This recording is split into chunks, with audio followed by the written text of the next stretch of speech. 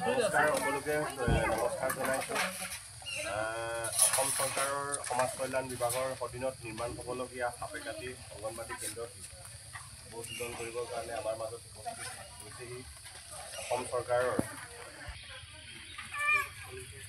চাইটটোক কৈ দিছে আপুনি থকা এই গোটৰে সন্মানীয় বিজেপিৰ সভাপতি আমাৰ বগাই দাস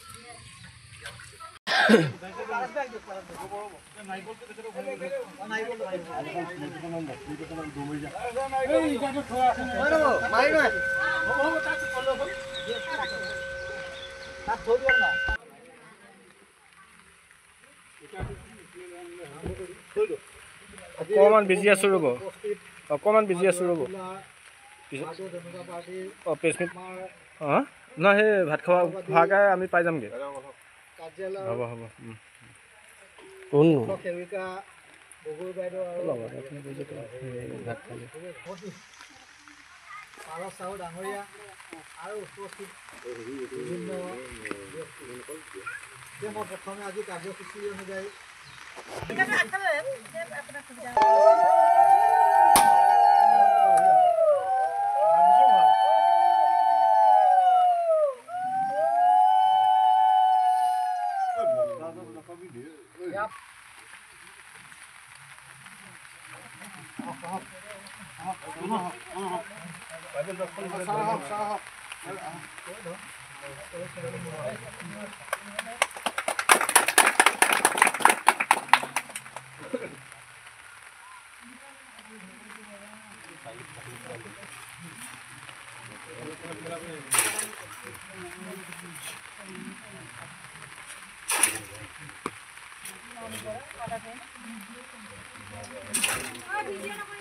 ভিডিঅ' নাই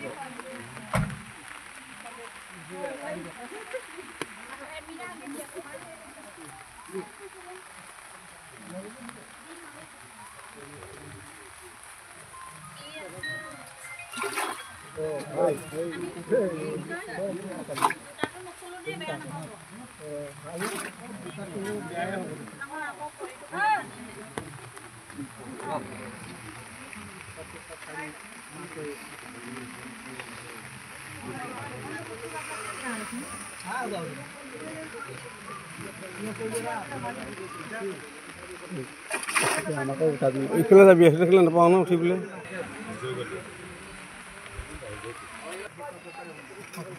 আপুনি কেইটা লৈছে 3টা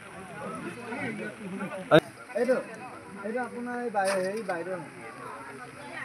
ইয়াৰে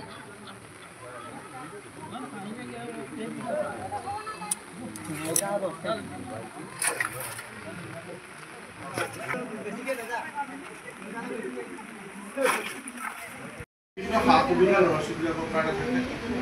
ঠাইও যথেষ্ট আহল বহল মাক দেউতাকে ল'ৰা ছোৱালী তালৈ পঠিয়াই পেলাই সন্তুষ্টি লাভ অংগনবাড়ী কেন্দ্ৰ আধাৰশিলা ইয়াত স্থাপন কৰিছোঁ আৰু আশা কৰিছোঁ সেই অংগনবাড়ী কেন্দ্ৰটোৱে এই অঞ্চলৰ ল'ৰা ছোৱালীহঁতৰ আৰু অভিভাৱক অভিভাৱিকাসকলৰ মনৰ আশাবোৰ পূৰণ কৰিব মই মোৰ তাত বিশেষ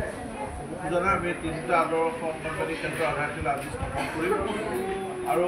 তাৰ কাৰণে আপোনাক সকলোকে ধন্যবাদ জনাইছোঁ সকল উপস্থিত আছে দায়িত্ব আছে যে যাতে একদম ভালকৈ হয় ভালকৈ নিৰ্মাণ হয় নিৰ্মাণ সমিতিয়ে ভালকৈ বনায় তাৰ কাৰণে কাৰণ আপোনালোকে ইয়াৰ ভৱিষ্যতে দায়িত্ব ল'ব লাগিব ভাল আপোনালোকৰ দায়বদ্ধতা আছে তাকে অনুৰোধ জনাই মই মোৰ বক্তব্য এটা সামৰি পুৰণা দেৰগাঁও বৰ্তমান নতুন দেৰগাঁও সমষ্টিত অন্তৰ্ভুক্ত হোৱা এই ধনফুলই অঞ্চলৰ আদৰ্শ অংগনবাড়ী কেন্দ্ৰত আজি আধাৰশিলা স্থাপন অনুষ্ঠানত ইয়াত উপস্থিত থকা বিষয়া কৰ্মচাৰীসকলকে ধৰি ইয়াত উপস্থিত থকা আমাৰ শ্ৰদ্ধাপূৰ্ণ সভাপতি মহোদয়াকে প্ৰত্যক্ষ কৰি ইয়াত উপস্থিত আৰু আমাৰ কিছুমান সমিতিৰ সভাপতি মুকুন্দ হাজৰিকা ডাঙৰীয়াকে ধৰি আমাৰ যোনটো অংগনবাদী আদৰ্শ অংগনবাদী চৰকাৰৰ দিনত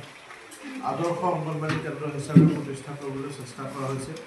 আৰু পূৰ্বৰ অংগনবাদী কেন্দ্ৰৰ তুলনাত ইয়াত যথেষ্টখিনি পাৰ্থক্য আছে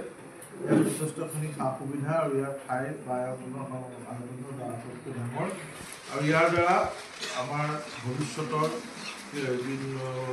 সুস্থ নাগৰিক হিচাপে আমাৰ আজি শিশুহঁতক গঢ়ি তোলাৰ ক্ষেত্ৰত এই কেন্দ্ৰবিলাকে মুখ্য ভূমিকা গ্ৰহণ কৰিব বুলি আমি আশা কৰিছোঁ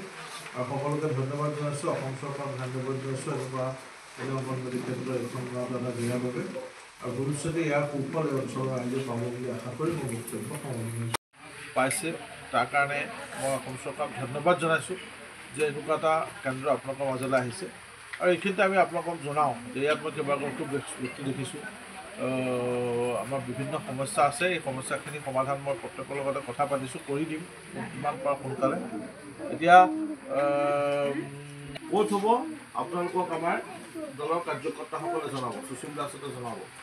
সেই কেম্পটোত আপোনালোকৰ যিকোনো অসুখ যিবোৰ জটিল ৰোগ আছে যিবোৰ আমি চিকিৎসা কৰিবলৈ বহুত টকা পইচা লাগে তিয়ক সমষ্টি ভিত্তিত হ'ব এইটো অসম চৰকাৰে মাননীয় আমি তিয়কলৈও আনিছোঁ এইটো তিয়ক সমষ্টিৰ ভিত্তিত হ'ব ক'ত হ'ব স্থানটো আমি আপোনালোকক জনাই দিম যিসকলৰ বিভিন্ন দুৰাৰোগ্য বা অন্যান্য ৰোগ আছে সেইসকল এই শিবিৰটোলৈ এইটো কাৰণে যাব সেইদিনা নৰেন্দ্ৰ মোদী ডাঙৰীয়াৰ ৭৫ বছৰীয়া জন্মদিনৰ লগত সংগতি ৰাখি এইটো অনুষ্ঠিত কৰিবলৈ কৰা হৈছে আৰু আপোনালোক এইটো কাৰণে তালৈ যাব যে যাৰ যিসকলৰ বিশেষকৈ সৰু কেঁচুৱাৰ পৰা আৰম্ভ কৰি ডাঙৰলৈকে যিবোৰ বেমাৰ আমাৰ ইয়াত নাই ট্ৰিটমেণ্ট আমি চিকিৎসা কৰি ভাগৰি পৰিছোঁ সেই চিকিৎসাবিলাক চৰকাৰে এতিয়া দায়িত্ব ল'ব তাৰ পৰা কিন্তু তাত ৰেফাৰ কৰিব লাগিব তাত গৈ ডক্টৰক দেখাব লাগিব ডক্টৰে যদি ভাবে যে এইটো আমাৰ ইয়াত চিকিৎসা নহ'ব এইটো বাহিৰলৈ পঠাব লাগিব তো সেইকাৰণে তাত ডক্টৰে বেলেগ হস্পিটেললৈ পঠিয়াই দিব প্ৰেৰণ কৰিব সেইকাৰণে সেই কেম্পটো কৰা হৈছে প্ৰধানকৈ সেইটো কাৰণে আমাৰ কাৰণে জৰুৰী বিষয় কাৰণ সেইকাৰণে মই আজি বিষয়টো যদিও আমাৰ ইয়াৰ লগত সম্পৰ্ক নাই মই আপোনালোকক জনাইছোঁ যাতে 18 তাৰিখে এই সুবিধাটো আপোনালোকে লয় আমি স্থানটো সময়ত জনাই দিম মই বিশেষ ক'ব খোজা নাই আপোনালোকৰ এইটো এটা দায়িত্ব যে আদৰ্শ অংগনবাদী কেন্দ্ৰটো নিৰ্মাণৰ ভালকৈ যাতে হয় এইটো অঞ্চললৈ এটা সম্পত্তি আহিছে বুলি ধৰক ল'ৰা ছোৱালীহঁতৰ ভৱিষ্যতৰ কাৰণে এইটো আমাৰ জৰুৰী যাতে আদৰ্শ ভালকৈ হয় চৰকাৰে 25 লাখ টকা দিছে ইয়াৰ কাৰণে তো যাতে ভালকৈ হয় এইটো চোৱা চিতা কৰাটো আপোনালোকৰ দায়িত্ব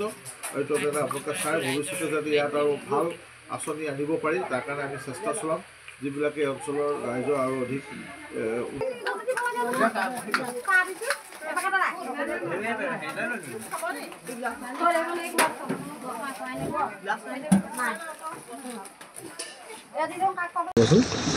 আজি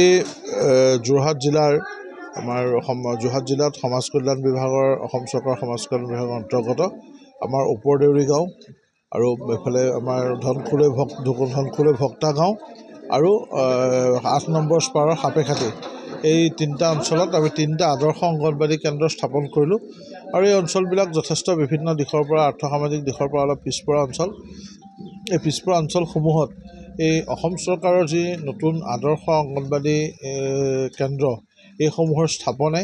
এই অঞ্চলবোৰৰ উঠি অহা নতুন প্ৰজন্মৰ সকলো ধৰণৰ সৰ্বাংগীন বিকাশত বিশেষভাৱে সহায় কৰিব বুলি আমি আশাবাদী আজি এই 3টা অংগনবাদী কেন্দ্ৰৰ আধাৰশিলা স্থাপনৰ অনুষ্ঠানত আমাৰ নিৰ্বাচিত জনপ্ৰতিনিধিসকলৰ উপৰিও আমাৰ বিভিন্ন স্থানীয় ৰাইজ আৰু বিশিষ্ট ব্যক্তিসকল